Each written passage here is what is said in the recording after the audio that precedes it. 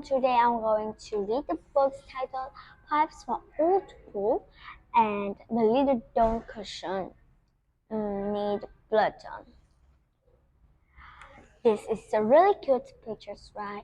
It has a little girl, a little boy, the squirrel, the frost, butterfly is flying, the squirrel, another squirrel is climbing up on the tree, and the bird is like singing, and the girl and another girl and another boy and a mice. Okay, so if we want to see what happened of this picture, so let's read of this book. Okay, let's start. Poof, the old gnome sat down at the foot of the big oak tree in spring and lit his pipe. Poof wasn't much bigger than a daisy, so as you can guess, his pipe was very small and not much smoke came from it.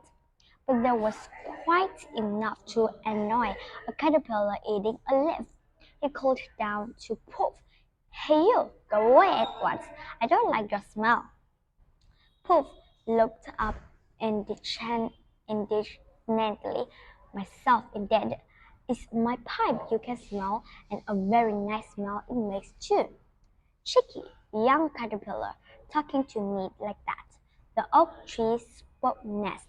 It had a queer whispering voice, like the voice of all its leaves together. "Poof! Is that you? These caterpillars will kill me. Each year there are more and more of them, eating my young leaves. Smoke your pipe as much as you can up in my branches. Perhaps you will make the caterpillars leave me, and then my leaves can grow in peace." So Poof took his little pipe up into the oak tree and smoked it there. All the caterpillars crawled away from the smoke, but they went to another part of the tree, so his smoke wasn't much good. "I shall die," said the oak tree. "I need my leaves to breathe with. I shall die."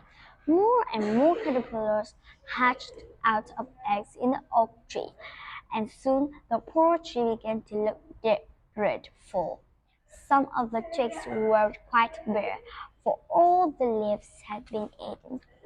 Poof didn't like the rude, greedy caterpillars. Two of them actually ran off with his pipe one day and pushed it down an old hole in the tree, so that he couldn't smoke anymore. He went to see his friends, the robins, who had a nest full of hungry young ones down in the ditch.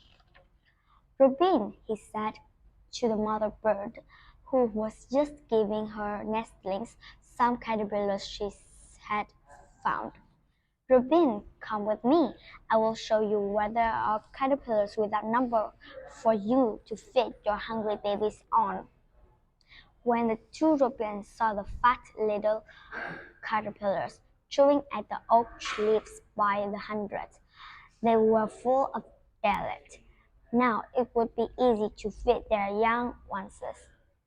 So day after day, they visited the oak tree and filled their beaks with the wriggling caterpillars.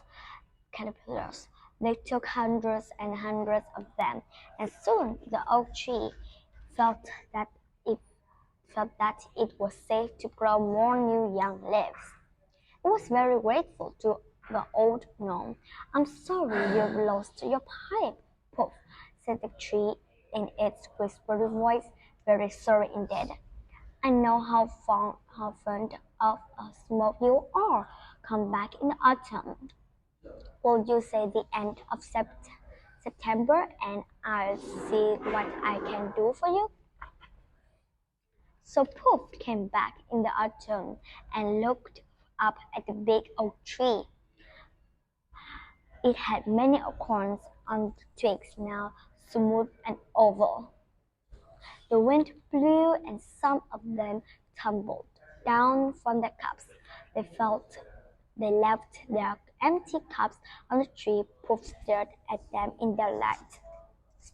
"Why you put your acorns into pipes?" he cried. "Pipes, pipes, hundreds of pipes, and all so beautifully carved carved round the bowl too. Thank you, oak tree. I help myself and enjoy a really good smoke. So he did, and you should have seen him puffing away. Do you want to see the pipes he used? Well, go to the oak tree and have a look at the acorns there. They are all growing in Puff's little pipes. The little cushion, tip, tippy, tippity. The elf was stuffing a cushion. Was this thought down? It was to be a present for her and Big Eyes. She'll like it, thought Tippity. It will be so very soft. She'll fall asleep as soon as she puts her head on my little down cushion. Tippity had taken this this flat down from the thistle heads at the edge of the common. There was a big patch of them there, and the purple head had turned to grey, sulky down, just right for cushions. I'll catch the 4 o'clock bus and go to Aunt Big Eyes for tea, thought Tippy Tea. She finished stuffing the cushion and sewed it up neatly. Then, carrying it under her arm, she set off for the bus. But it didn't come. Tippy Tea wondered if her clock was wrong. She looked about for a dandelion clock to tell her the time. Ah, there was one! She picked it and held it to her mouth to blow just like you do when you want to tell dandelion time. Poof, 1 o'clock. Poof, 2 o'clock. Poof, 3 o'clock. Poof, 4 o'clock. Oh dear, oh dear.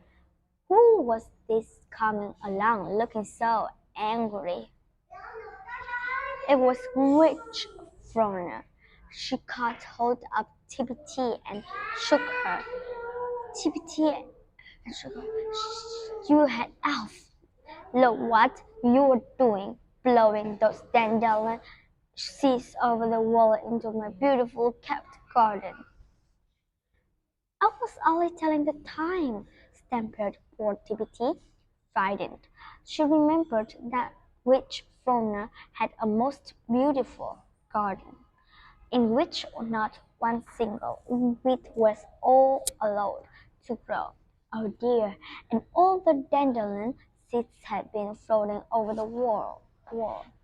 Which Frona caught hold of the new little down cushion. You can give me this to make up for your not times, she said.